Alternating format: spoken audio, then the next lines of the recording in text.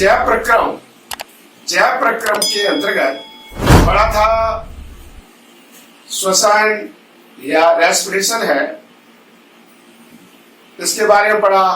हृदय में रुधिर परिसंचरण कैसे होता है इसके बारे में पढ़ा और उत्सर्जन तंत्र के बारे में पढ़ा। अब हम आगे पढ़ेंगे कि प्रकाश संश्लेषण क्रिया या फोटोसिंथेसिस क्रिया क्या होती है, कैसे होती है। ठीक है, इसके लिए हमने फोटोसिंथेसिस क्रिया क्या है, कैसे होती है, तो आज का हमारा ये इसका वीडियो भी आएगा। इसको वीडियो को आप लाइक करना, सब्सक्राइब करना क्या है।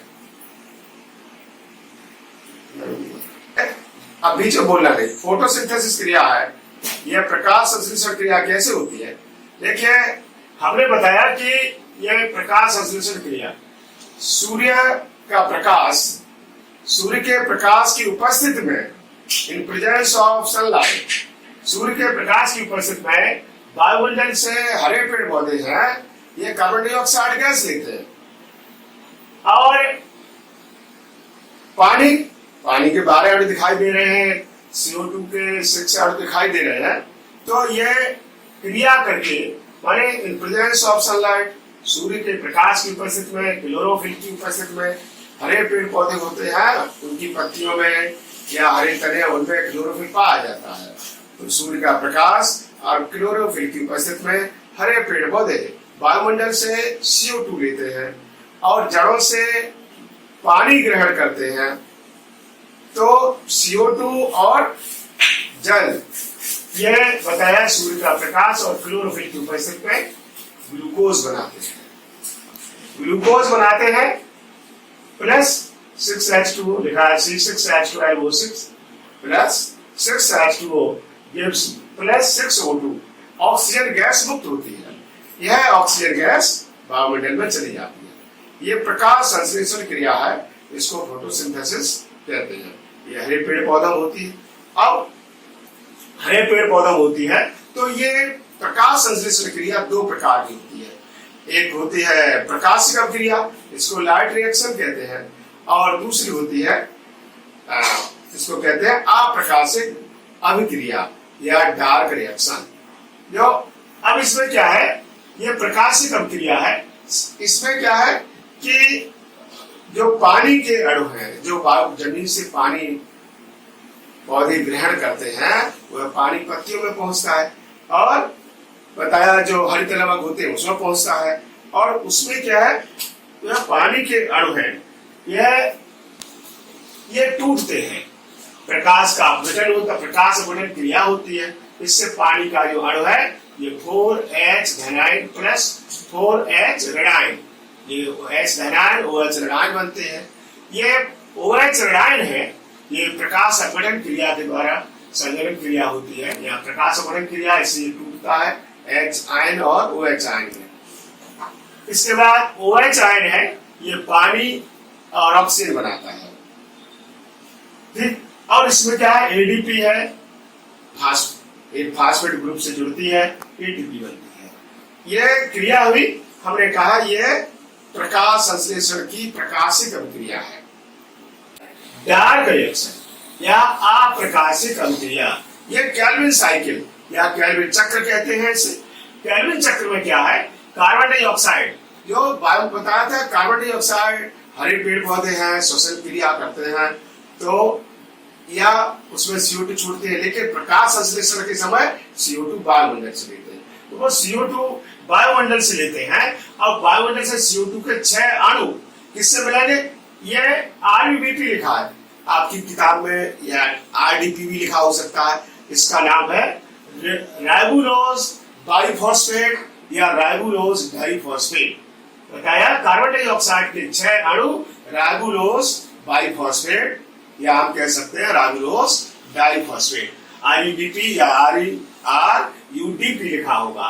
तो ये RUDP है, राइबोलोज बाइफॉस्फेट। इससे कार्बन डाइऑक्साइड मिलती है और PGA 12 अणु फॉस्फोरिक गिलिसरिक एसिड, क्या बनेगा, फॉस्फोरिक गिलिसरिक एसिड बनता है। इसको हमने PGA लिखा है संक्षेप में। तो बताया CO2 के 6 अणु जब राइबोलोज बाइफॉस्फेट से मिलकर के 12 अणु इसके फॉस्फोरेट ग्लिसरिक एसिड पीजीए बनाते हैं। अब ये पीजीए के 12 अणु है NADPH2। अब NADPH2 है, इसका नाम क्या है? तो इसका नाम है निकोटिनामाइड एडेनिन डाइन्यूक्लियोटाइड फॉस्फेट। एक बार समझ लीजिए, NADPH2 तो हमने कहा nicotinamide adenine dinucleotide phosphate hydrogen. तो पीजीए के 12 अणु हैं या फॉस्फोरिक ग्लिसरिक एसिड के 12 अणु NADPH2 nicotinamide adenine dinucleotide phosphate hydrogen से मिलते हैं और मिलकर के PgAl बनाते हैं। इसका नाम है फॉस्फोरिक ग्लिसरल्डिहाइड। ठीक है, नोट कर समझ लेना, अपनी कॉपी खोल लेना। तो फॉस्फोरिक ग्लिसरल्डिहाइड बनता है, फॉस्फोरिक ग्लिसरल्डिहाइड PgAl ये बन गया, हमने लिखा है।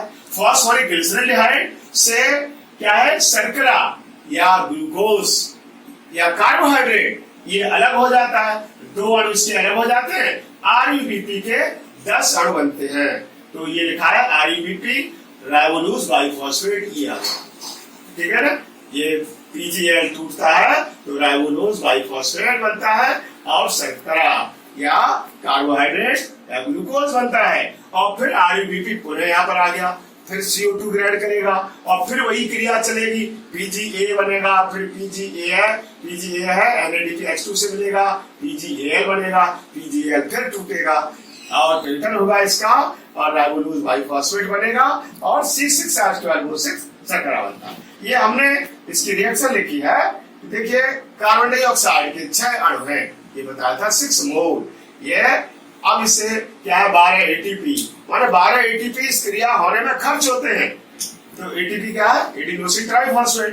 तो कार्बन डाइऑक्साइड के 6 मोल हैं या 6 अणु हैं, इनसे 12 ATP ये खर्च होते हैं और 12 NADPH2 ये बताया था, ये यहाँ पर NADPH2 है तो ये 12 NADPH2 मिलेंगे और मिलने के बाद ये शर्करा ग्लूकोज बनता है इसको और ये 12 NADP या 12 NADP nicotinamide adenine dinucleotide phosphate ये बन जाता है, 6H2O मुक्त होता है। तो 12 NADPH2 बना है, ये NADP पुनः आगे रिएक्शन में आएगा। ये देखिए हमारे सामने ये एक क्लोरोप्लास्ट हरित लवक है जो हरे पौधों की पत्तियों में पाया जाता है। हरित लवक है तो बताया सनलाइट, सूर्य का प्रकाश। ये रिएक्शन है, आधी रिएक्शन लाइट रिएक्शन है, इसको हमने कहा प्रकाशिक अभिक्रिया। आधे भाग में, आधे में केल्विन साइकिल है, केल्विन नाम के वैज्ञानिक ने ये खोज की अप्रकाशिक अभिक्रिया। तो दोनों का एक रिलेशन है। कैसे है देखिए, हमने कहा सूर्य के प्रकाश से, सनलाइट है, सूर्य का प्रकाश पौधों की हरी पत्तियों पर पड़ता है। तो बताया हरी पत्तियों में क्लोरोफिल है, क्लोरोफिल ये क्लोरोप्लास्ट लिखा है। हरित लवक है, हरित लवक के अंदर थाइलेकॉइड, ये थाइलेकॉइड भाग है। थाइलेकॉइड में ग्रेना, ये एक भाग इसका ग्रेनम सिक्के जैसे दिखाई दे रहे हैं, पूरा ढेर ग्रेनम है, ग्रेना है और इस ग्रेना से ये सूर्य का प्रकाश मिलता है, सूर्य का प्रकाश मिलता है। और ये बताया इससे ATP मुक्त होते हैं और NADPH2 बनता है। अभी बताया था NADPH2 बनता है, NADPH2 बन गया, ये बन गया इसके अंत में। तो ATP ये बताया ATP मुक्त होता है, ये लिखा मैंने, और 2 NADPH2 लिखा है, ये nicotinamide adenine dinucleotide phosphate hydrogen मुक्त होता है। ये जाकर के केल्विन साइकिल में जुड़ जाते हैं, केल्विन चक्र में चले जाते हैं। और केल्विन चक्र में चले जाते हैं, केल्विन चक्र में जब इसमें प्रवेश कर जाते हैं, प्रवेश करने के बाद ये आगे इसमें क्रिया में सम्मिलित हो जाते हैं और फिर सम्मिलित होने के बाद बताए ADP मुक्त होता है, NADP मुक्त होता है। ये हाँ, ये समझ लीजिए, चित्र खोल लीजिए अपने उसमें कॉपी में या किताब में देख लीजिए। तो बताया ADP मुक्त होता है, NADP मुक्त होता है और यहाँ से ये बताया शुगर, शर्करा, ये लिखा है शर्करा है, ये शर्करा में लिख दिया है, शर्करा मुक्त होता है। ये शर्करा मुक्त होता है और ये बताया पौधों की जो पत्तियां हैं उसका जो ये क्लोरोप्लास्ट है, हरित लवक है, इनको हम किचन फैक्ट्री कहते हैं। किचन कहते हैं माने पौधों की रसोई, पौधों की रसोई है, पौधों की जो पत्तियां हैं ये रसोई है। इसमें क्या होता है, ये पौधों की किचन कहलाती है, इसमें भोजन का निर्माण होता है। और ये हमने कहा ये क्लोरोप्लास्ट है, हरित लवक है, भोजन का निर्माण होता है। समझ में आ गया होगा। पहले मैंने बताया प्रकाश संश्लेषण क्या है, फोटोसिंथेसिस क्या है, बताया कि हरे पेड़ पौधों में क्लोरोफिल पाया जाता है और क्लोरोफिल और सूर्य के प्रकाश की उपस्थिति में ये बताया सनलाइट ये पत्तियों पर पड़ती है की प्रेजेंस में कार्बन डाइऑक्साइड वायुमंडल से लेते हैं और जल जड़ों के द्वारा जमीन से ग्रहण किया जाता है और पत्तियों के अंदर ये हरित लवक होते हैं। इसमें बताया प्रकाश क्रिया में जल है, इस जल का क्या होता है, प्रकाशिक अपघटन होता है। तो प्रकाशिक होने से H धनायन OH ऋणायन बनते हैं, 4 H धनायन है, OH ऋणायन 4 OH ऋणायन बनेंगे और 4 OH ये ऋणायन बने, ये टूट करके संगलन क्रिया से 2H2O पानी बनेगा, O2 बनेगा, O2 बाद में मुक्त हो जाएगा। और बताया फिर ये H धनायन बना, आपने कहा ये OH तो बता दिया, ये क्रिया हो गई, अब ये बन गया O2 बन गया, H2 बन गया। अब ये H धनायन है गया, H धनायन ये 2NADP, ये NADP आ रहा है, NADP से H धनायन मिल जाएगा और मिल करके ये लिखा NADPH2, 2NADPH2 बनाता है। अब 2NADP पर H2 बनाता है, इसमें ADP से एक IP एक ऑर्गेनिक फॉस्फेट मिलता है, ATP बन जाता है। इस तरह से ये प्रकाशिक अभिक्रिया का इतना कार्य हुआ।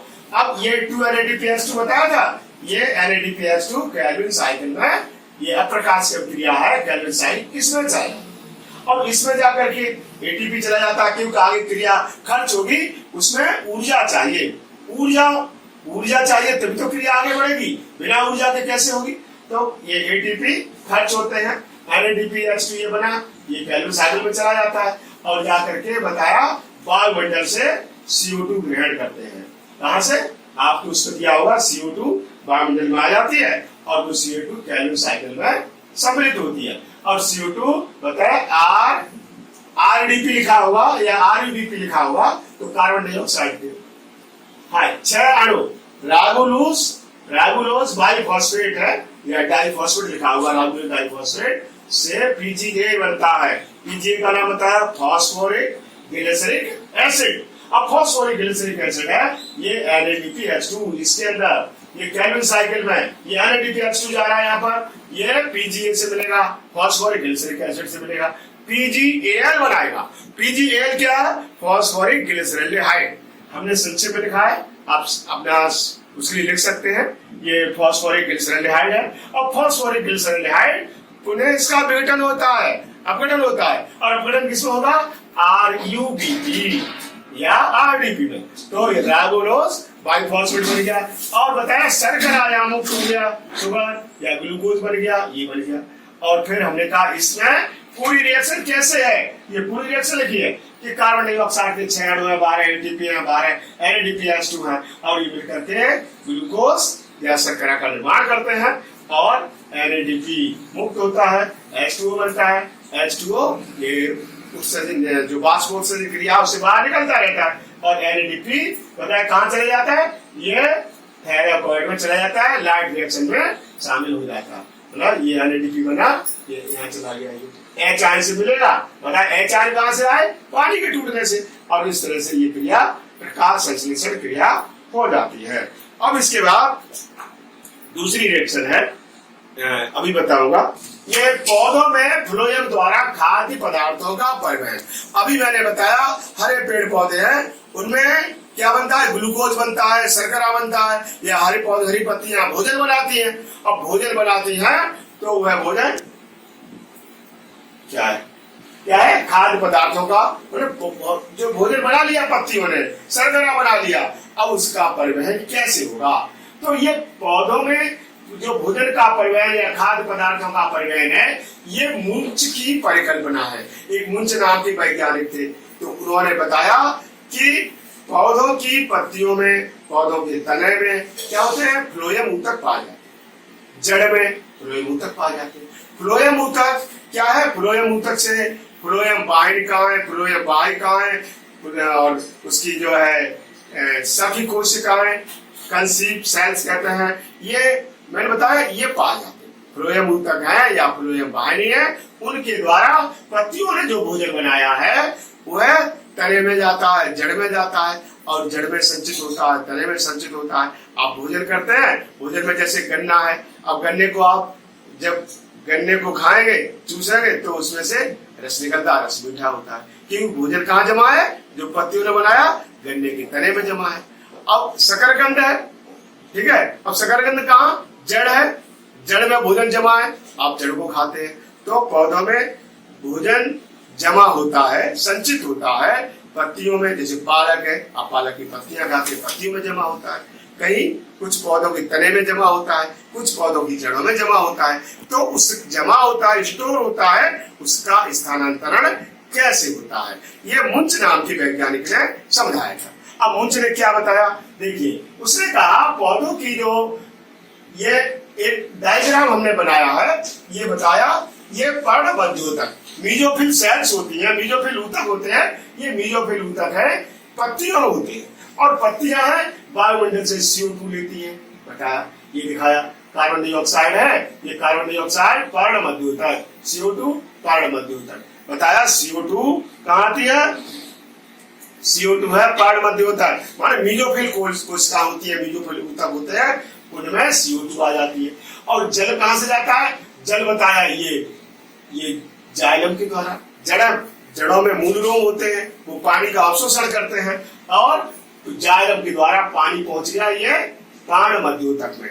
तो बताया CO2 और पानी, ये अभी बताया था प्रकाश संश्लेषण क्रिया के समय जरूरत पड़ती है, ठीक है, जरूरत पड़ती है, तो उसमें CO2 और जल मिलेंगे सूर्य के प्रकाश की उपस्थिति में, क्लोरोफिल की उपस्थिति में। और क्लोरोफिल का बताया उसमें पर्णबद्धोतक या मीजोफिल सेल्स होती है, तो ये CO2 मिलता है और ये सब मिलकर के जल बनेगा, जल देखा बाहर निकल जाएगा।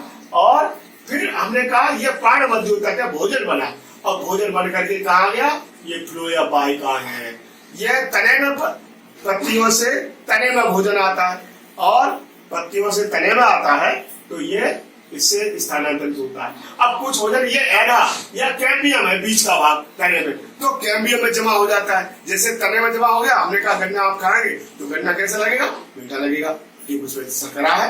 तो फिर ये भोजन है यहाँ तने में चला गया और फ्लोएम वाहिकाएं ये लाती है यहाँ पर, ये जड़ है, जड़ में लाती और इसमें मृदा जल मूलरोम होते हैं, जमीन से पानी आ जाता है और फ्लोएम के द्वारा भोजन आ जाता है, शर्करा यहाँ जमा होती है, जड़ में आ गई।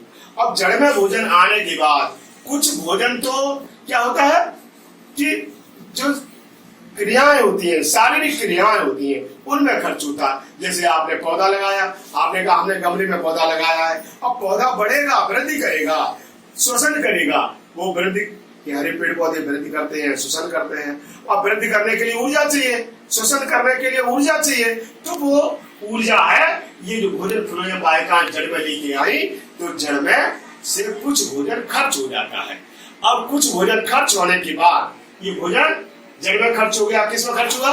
श्वसन करने में, वृद्धि करने में और उपापचय क्रियाएं होती है उनमें खर्च हो जाता है। खर्च होने में बचा हुआ भोजन है तो वो यहाँ संचित हो जाता है। जैसे देखा शकरकंद की जड़ें फूल जाती है, आपने संजम देखा होगा, चुकंदर देखा होगा, जड़ें फूल करके मोटी हो जाती है, तो भोजन जमा हो जाता है, ठीक है। कुछ तने में जमा होता है, जैसे आलू है, आलू तना है, मूली जड़ है, मूली में जमा हो जाता है, आलू तना है, आलू में जमा हो जाता है, ठीक है। अदरक है, हल्दी वगैरह फूल जाते, मोटे हो जाते, लेकिन तने में जमा हो जाता है भोजन। और बताया कुछ भोजन जड़ में जाता है और वो खर्च होता है, और फिर वह खर्च होने की ऊर्जा चाहिए, तो मृदा जल है, खनिज लवण है, और कुछ भोजन वह वापस जाइलम के द्वारा यहाँ पर्णबद्धोतक पहुंच जाता है। तो ये हमें किसने बताया? ये क्रिया बताई मुंच नाम के वैज्ञानिक ने बताई। तो ये मुंच की परिकल्पना कहलाती है। तो उसने एक उपकरण भी बनाया था मुंच ने, तो उसके द्वारा हमें समझाया किस तरह से खाद्य पदार्थों का स्थानांतरण होता है। तो बताइए खाद्य पदार्थों का स्थानांतरण फ्लोएम वाहिकाओं के द्वारा होता है। फ्लोएम ऊतक पाए जाते हैं, फ्लोएम रेशे होते हैं, उसके द्वारा होता है। अब इसी में एक बताया पानी का अवशोषण, एक और छोटा टॉपिक आ रहा है कि जल का अवशोषण। अब मूल रोग है वह जल का अवशोषण कैसे करते हैं, तो बताया ये जमीन मिट्टी है और मिट्टी में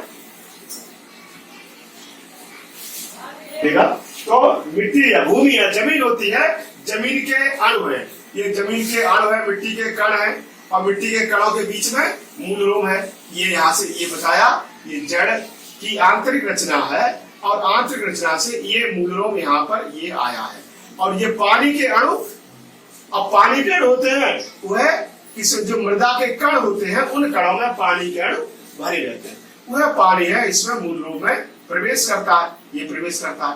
अब पानी प्रवेश करता है मूल रूप के द्वारा, ये बाह्य त्वचा है जड़ की, इसमें प्रवेश करता है। अब इसमें जाने के दो तरीके हैं, एक तो पानी यहाँ पर जो बाह्य त्वचा की जो कोशिकाएं हैं उनके सारे ये जॉइंट दिखाई दे रहे हैं, यहाँ से इसमें गया, यहाँ से ये कॉर्टेक्स, इसको हम बलकुट कोशिकाएं कहते हैं या बलकुट ऊतक कहेंगे, ये गया और यहाँ से ये जो एंडोडर्मिस है, ठीक है, एंडोडर्मिस है, इसके द्वारा यहाँ ये जाइलम कोशिकाएं हैं या जाइलम ऊतक है, इनमें पहुंच जाता है, ठीक है। और जाइलम ऊतक एक तरीका तो ये, दूसरा तरीका ये कॉर्टेक्स के बीच से गया, बीच में होता हुआ यहाँ से बीच में जाकर के जाइलम में पहुंच जाता है। और जाइलम में जाइलम बाह्यकार होती है, जाइलम वाहिनियां होती है, जाइलम ऊतक होते हैं और ये कहाँ तक पहुंचते हैं, उसको जड़ से तने में ले जाती है जाइलम वाहिनिका और तने से पत्तियों में जाता है। अब एक तो बताया इसके जाने के तरीके,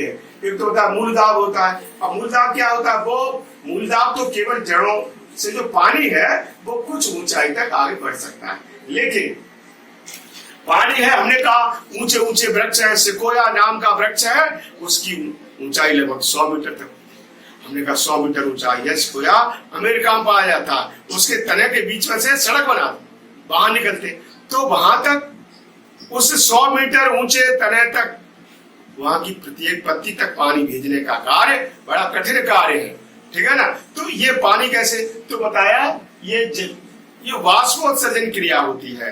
और वाष्पोत्सर्जन क्रिया क्या है, उसमें स्टोमेटा पाए जाते हैं, स्टोमेटा से पानी निकलता है तो उसमें एक खिंचाव पैदा होता है, तो इसको कहते हैं वाष्पोत्कर्षण सिद्धांत। तो उसके द्वारा पानी है खिंचता हुआ पानी कण पत्तियों तक पहुंच जाते हैं, पत्तियों से बाहर निकल जाते हैं वाष्पोत्सर्जन क्रिया से। तो वाष्पोत्सर्जन क्रिया के बारे में और बताना है, तो ये वाष्पोत्सर्जन क्रिया क्या है, हमने कहा हरे जो पेड़ पौधे हैं वह हरे पेड़ पौधे वह पानी, उसके हरे पेड़ पौधों के बाहरी भागों से पानी जो है जलवाष्प के रूप में बाहर निकलता है, जिसे वाष्पोत्सर्जन क्रिया कहते हैं। वाष्पोत्सर्जन क्रिया एक आवश्यक बुराई है। बुराई क्यों है कि उससे पानी ज्यादा खर्च हो जाता है, पानी ज्यादा खर्च होता है तो पानी को बचाए कैसे जाए कि रंध्र है, रंध्र इंस्ट्रूमेंट खुल जाते हैं, वो पानी को बाहर निकाल देते हैं। तो ये भाग हम बाद में बता देंगे। आगे अगला पॉइंट है, इसका अगला टॉपिक आता है वाष्पोत्सर्जन या ट्रांसपिरेशन। वाष्पोत्सर्जन क्रिया क्या है, क्योंकि हरे पेड़ पौधे या पौधों के हरे भाग है, पौधों के हरे भागों से जल वाष्प के रूप में बाहर निकलता है, उससे हम वाष्पोत्सर्जन कहते हैं। हम कह सकते हैं कि पौधों के वायवी भागों से या आपके पेड़ पौधे हैं उनके वायवी भागों से जल वाष्प के रूप में बाहर निकलने की क्रिया है वाष्पोत्सर्जन कहलाती है। और वाष्पोत्सर्जन क्रिया है, इसके 3 तरह से ये होती है। नंबर 1 रंध्रीय वाष्पोत्सर्जन होता है, नंबर 2 उपत्वचीय वाष्पोत्सर्जन होता है और नंबर 3 वात रंध्रीय वाष्पोत्सर्जन होता है। अब इसमें क्या है, सबसे पहले रंध्रीय वाष्पोत्सर्जन। रंध्रीय वाष्पोत्सर्जन ये हरे पेड़ पौधे या जो पत्तियां होती है, पौधों की पत्तियों में रंध्र या स्टोमेटा पाए जाते हैं, पौधों की पत्तियों में रंध्र या स्टोमेटा पाए जाते हैं। स्टोमेटा के द्वारा क्या है, आपने पढ़ा होगा, स्टोमेटा है दिन में खुले रहते हैं और रात के समय बंद हो जाते हैं, तो टेम्परेचर बढ़ता है उसके कारण ये खुले रहते हैं। तो इससे क्या होता है, जल वाष्प में बाहर निकलता रहता है, इसको हमने कहा रंध्रीय वाष्पोत्सर्जन यह स्टोमेटा के द्वारा होता है। और पौधों की पत्तियों में कुछ पौधों की पत्तियां होती हैं, उनमें दोनों रंध्र स्टोमेटा या रंध्र होते हैं, कुछ में ऊपर की साइड होते हैं, नीचे की साइड होते हैं। तो रंध्रों के द्वारा या स्टोमेटा के द्वारा जल वाष्प बाहर निकलता है, उसको हम रंध्रीय वाष्पोत्सर्जन कहते हैं। अब ये स्टोमेटा की संरचना दिखाया जा रहा है। इसमें ये स्टोमेटा, इसमें ये सबसे पहले ये अंदर की जो कोशिकाएं हैं, इनको द्वार कोशिकाएं या द्वार कोशिकाएं हैं यहाँ से, या इसको गार्ड सेल कहते हैं। द्वार कोशिका या गार्ड सेल्स दो होती है इस तरह से, घोड़े की नाल की तरह से। और इसके इन द्वार कोशिकाओं के चारों ओर इनके बाहरी साइड में सहायक कोशिकाएं एसेसरी सेल्स होती हैं। और इसके बाद जो द्वार कोशिकाएं हैं या गार्ड सेल है, इनमें हरितलवक पाए जाते हैं, माने ये प्रकाश संश्लेषण क्रिया भी करते हैं। और इसके बाद बीच में रंध्र या स्टोमेटा है। तो रंध्र है, ये जल को जलवाष्प को बाहर निकालते हैं या ऑक्सीजन को बाहर निकालते हैं, CO2 को भी ग्रहण करते हैं श्वसन के समय। तो ये स्टोमेटा का कार्य है। सबका स्टोमेटा का कार्य समझ में आ गया कि ऑक्सीजन को या गैसों का आदान प्रदान करना, भोजन बनाते समय, प्रकाश संश्लेषण के समय ऑक्सीजन को बाहर निकालना और CO2 ग्रहण करना, ऑक्सीजन निकालना, CO2 ग्रहण करना, यह स्टोमेटा का कार्य है, जिसको हम कहते हैं गैसों का विनिमय करना। कुछ बताया जल है, वो जलवाष्प में बाहर निकलता है। तो सबसे ज्यादा जल की जो मात्रा जलवाष्प में स्टोमेटा के द्वारा बाहर निकलती है। तो इसको हमने कहा ये वाष्पोत्सर्जन का एक भाग है, रंध्रीय वाष्पोत्सर्जन या स्टोमेटा। तो अब दूसरा आता है उपत्वची।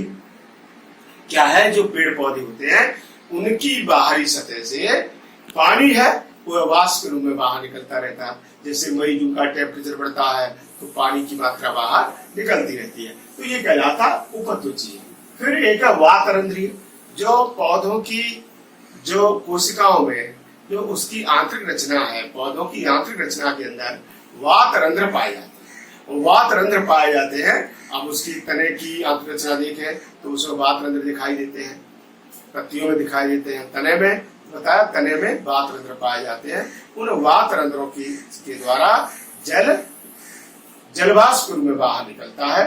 तो सबसे ज्यादा स्टोमेटा के द्वारा पानी जलवाष्प में बाहर निकलता है। तो उसके बाद उससे कम है उपत्वची द्वारा, और सबसे कम है ये वातरंध्रों के द्वारा पानी बाहर निकलता है।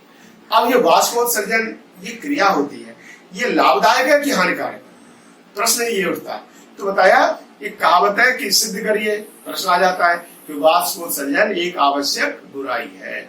माने इसकी आवश्यक बुराई माने ये पानी है, पौधे शरीर से बाहर निकालते हैं, इससे पौधों के शरीर में पानी की कमी हो जाती है, तो एक बुराई है।